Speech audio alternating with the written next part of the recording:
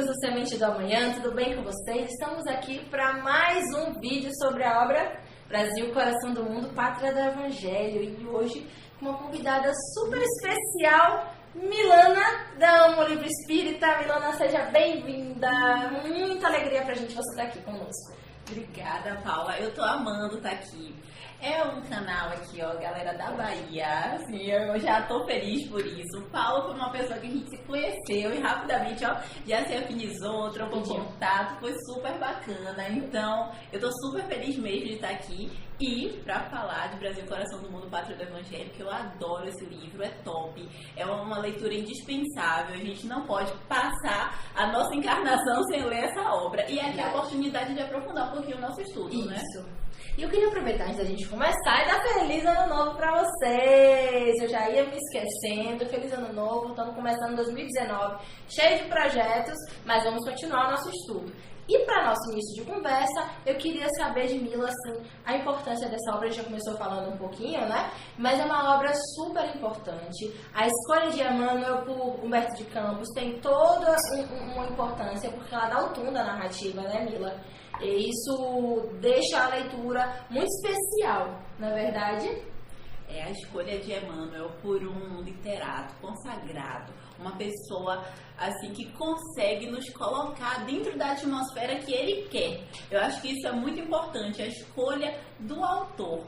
Porque Emmanuel, que coordena, né, todo esse trabalho lá no mundo espiritual, ele poderia ter escolhido um historiador, um antropólogo, poderia trazer outras visões, mas ele quis que essa história do Brasil nos fosse contada através da pena leve da literatura, porque dessa forma todo mundo consegue entrar nesse conteúdo. Sim. E a gente se sente participando desse processo, porque dados estatísticos eles são muito bons, história também é importante, é necessário, mas a gente precisa se sentir acolhido por esse Jesus que o Espiritismo traz, por esses personagens que estão aqui reencarnando em grandes missões para poder colaborar com a nossa evolução. Então trazer isso no formato da literatura nos ajuda a aprender um pouco mais a nível de sentimento. E também, eu acho que é uma escolha que Jesus já fez, né? Uma escolha que a gente sabe que é necessária para o nosso aprendizado. São as histórias, as parábolas. A gente precisa ouvir os personagens, perceber a movimentação, a relação das pessoas e a forma como Humberto de Campos traz. A gente fica ambientado entre pessoas que viveram aqui como a gente, né, que tiveram a sua contribuição e que a gente se identifica, aí a gente olha assim e faz assim, será que eu encarnei no Brasil em algum outro momento? Será que eu estava aqui no livro também? É verdade, e essa questão das parábolas, da história, ela é uma boa forma de conectar os corações de forma atemporal, né? Que é também uma coisa que acontece com as parábolas de Jesus. Então, apesar desse livro ter sido psicografado, né, em 1938, 7 para 8, né, e 8 ele foi lançado, ele fala tranquilamente nos dias de hoje com todos nós, né?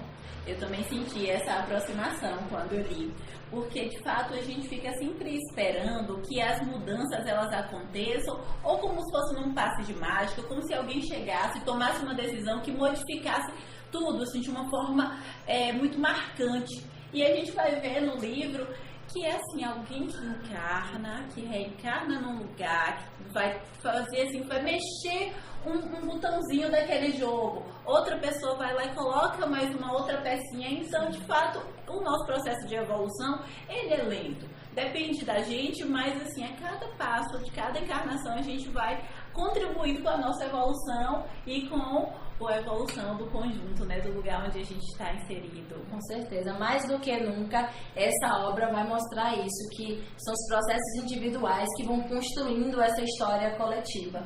E, claro, sempre com a assistência dos bons espíritos, né, que estão aqui para nos ajudar nessa caminhada, nessa longa caminhada, né, Mila? E para a gente começar a nossa conversa sobre o capítulo, propriamente dito, queria sempre fazer aquela retomada geral, histórica que o capítulo aborda.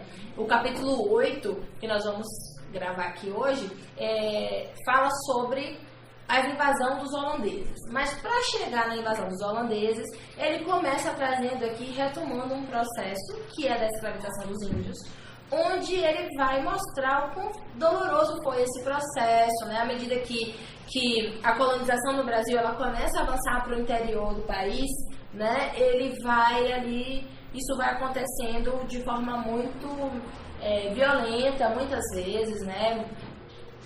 Muitas aldeias são queimadas, né? As pessoas são capturadas à força para servir de mão de obra. Ele chega a dizer que de uma única vez, uma dessas tentativas chegou a abarcar 7.000 pessoas, entre mulheres, homens com força produtiva, idosos e crianças. Quer dizer, imagina quão grande não foi essa ação. E ele vai trazer um pouquinho da dor, do pesar, né?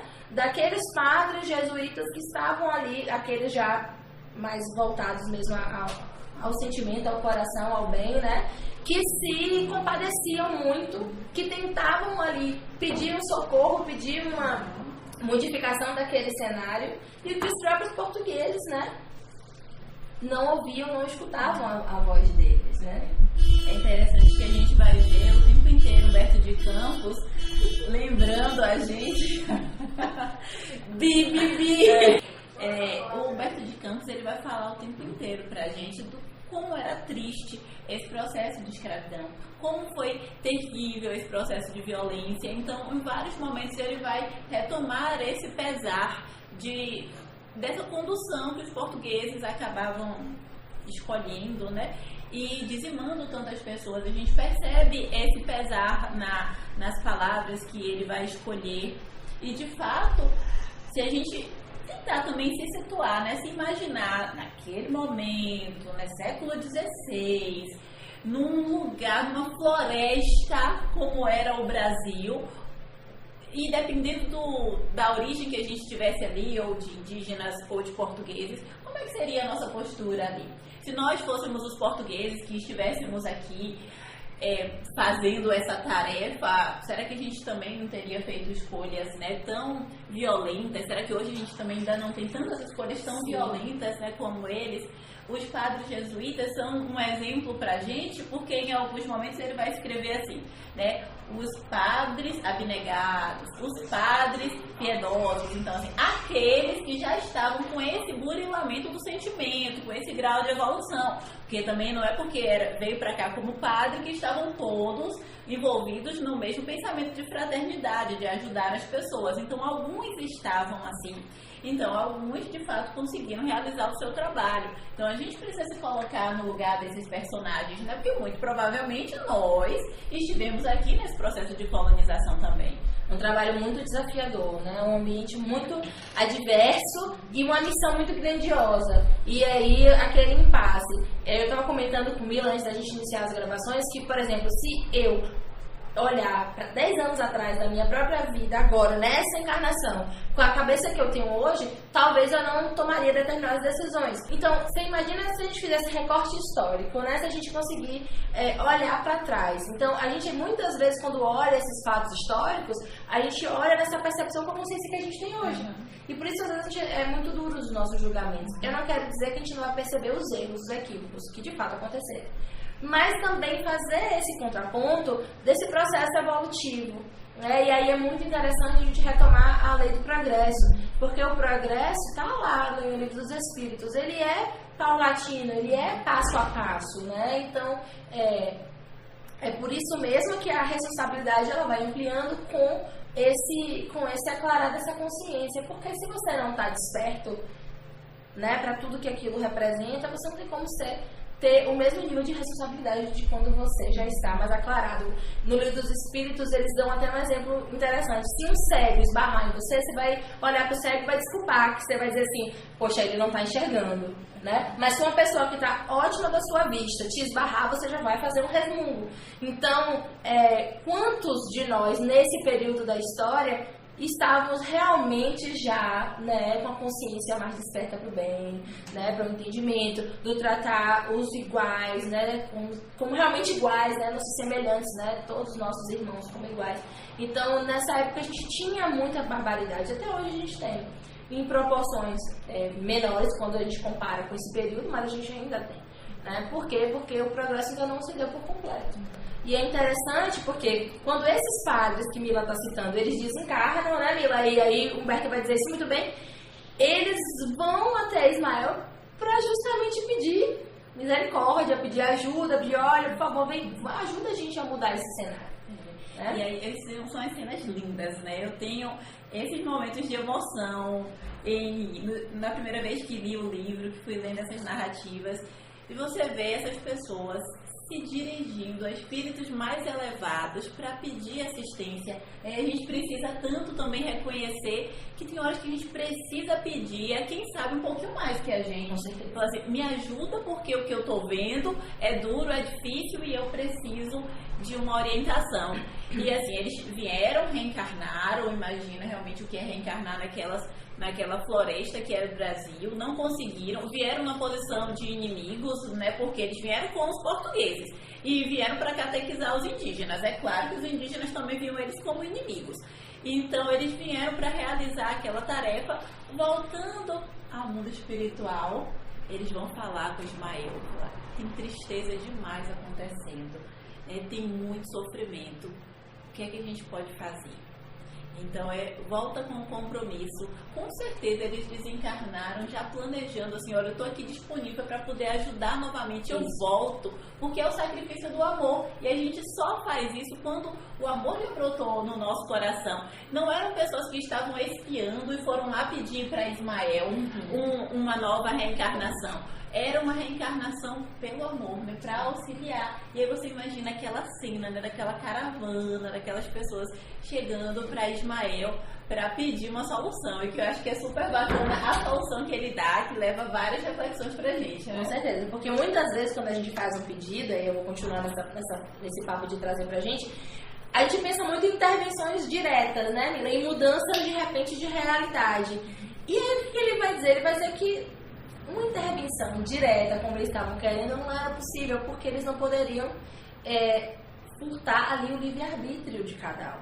Né? E é uma resposta que, se a gente se lembrar, foi uma resposta que Jesus deu a Ismael quando ele foi pedir, no caso da escravização dos negros, quando ele vai dizer, poxa, mas eles estão escravizando também os negros, e ele vai dizer, por mais hediondo que seja isso, é o livre-arbítrio, e a gente vai esperar que a misericórdia divina haja, que aqueles aflitos também sejam amparados, né, e que depois aqueles que se equivocaram, ele também, né, reparem aquele erro que eles cometeram. E então, a gente não pode, o livre-arbítrio é justamente esse direito, esse gozo que Deus nos deu, né, de poder escolher. E às vezes a gente não escolhe bem, mas como a gente mesmo disse, por conta do nosso desenvolvimento moral. Não é só o intelectual que importa, o que importa também é o moral. E a gente vai tentando ao longo das encarnações ir equiparando esses dois, né? Às vezes a gente desenvolve mais um do que o outro, mas é o moral que vai dar esse tom do até onde eu posso ir, de ter esse olhar mais dosificado, de ter esse senso de irmandade mesmo, né, de igualdade, e aí ele fala, bom, podemos ajudar vocês de forma indireta, né, porque assim a gente pode enviar alguém que já esteja ali com alguns requisitos morais um pouquinho melhores, que possam, através do exemplo, plantar aqui uma semente que poderá ajudar, na verdade, né, os portugueses a modificarem suas ações. Aí ele vem com uma ideia que, pra mim, foi uma ideia genial, né? Mas realmente me levou a profundas reflexões. Ele fala assim, ó, a gente vai enviar um príncipe pela única forma que a gente consegue agora, que é através da invasão. Essa palavra invasão tá bem grifadinha no meu livro, porque através da invasão, gente.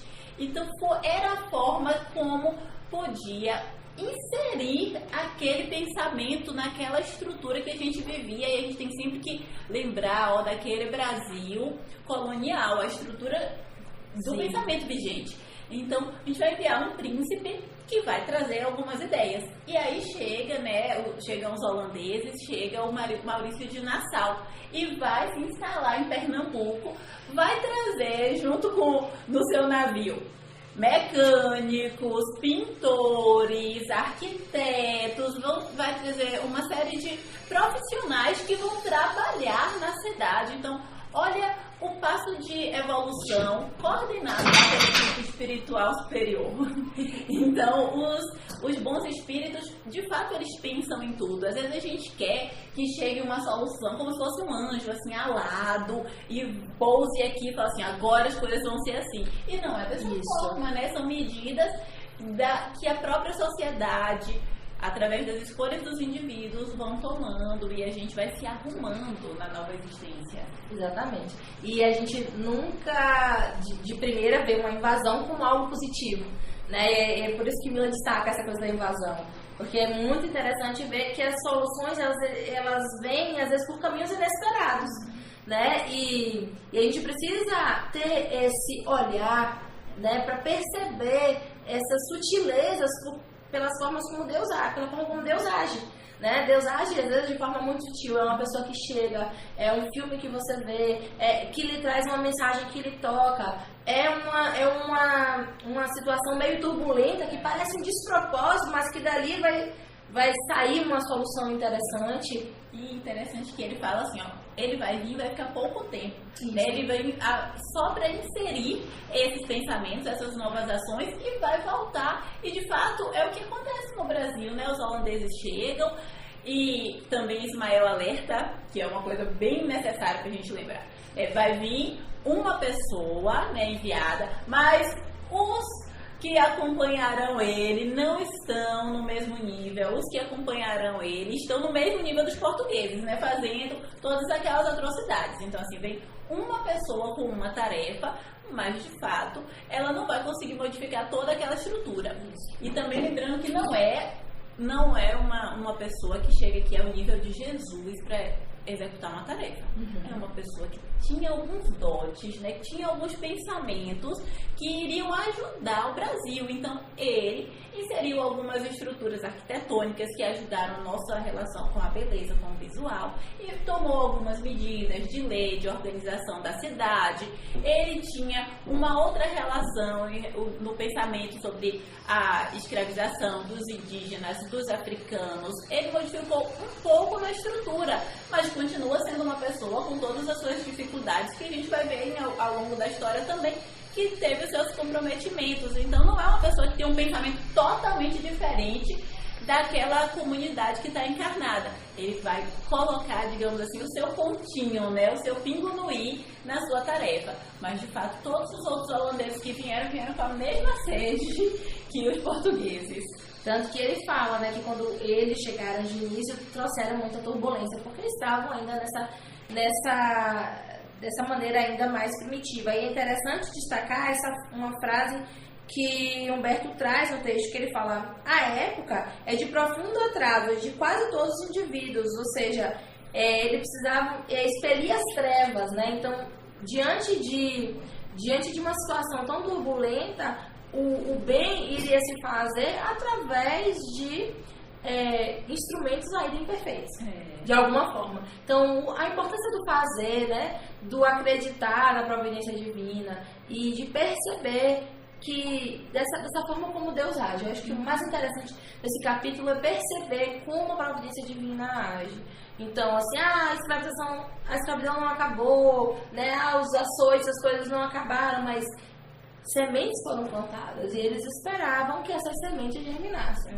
É espalhar uma ideia. Né? Alguém vem com um pensamento um pouquinho acima da média e espalha uma ideia. E assim, geralmente é um padrão, né, que vai um pouco acima, não é muito acima, e as pessoas vão admitindo que poderiam agora construir cidades igual aquele processo que estava sendo construído lá em Pernambuco. Então, assim, é espalhar mesmo as sementinhas.